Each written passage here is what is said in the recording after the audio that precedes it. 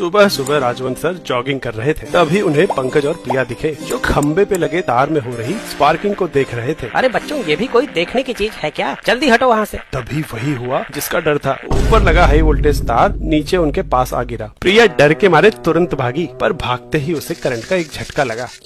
हाय रे, मैं तो पूरी हिल गई। ये तार से दूर खड़ी थी, फिर भी इसे करंट लग गया। मैं पास खड़ा हूँ, फिर मुझे झटका क्यों नहीं लग रहा? वाह बेटा, मुश्किल घड़ी में भी क्यूरियोसिटी। वहीं खड़े रहो, भागना नहीं। सर, बिना भागे यहाँ से कैसे निकलूं? करंट हवा से तो आया नहीं, तो जरूर जमीन से ट्रैवल कर रहा है। तो मुझे क्यों नहीं लग रहा? उसी वजह से जिस वजह से इस तार पे बैठी चिड़िया को करंट नहीं लगता।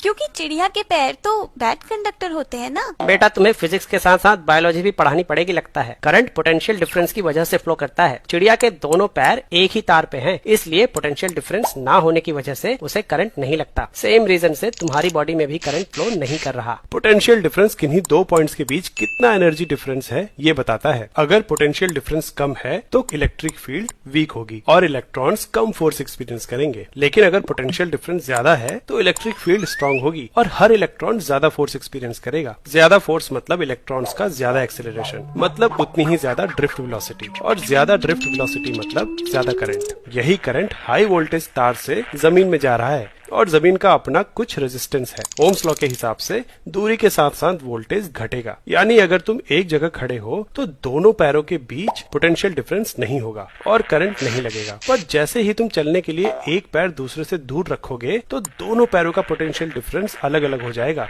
और बॉडी से करंट फ्लो करने लगेगा। मतलब पैर ज्यादा दूर नहीं रखने हैं। हाँ, दोनों पैर पास रखो और कंगारू की तरह फुदक फुदक के वहाँ से निकलो।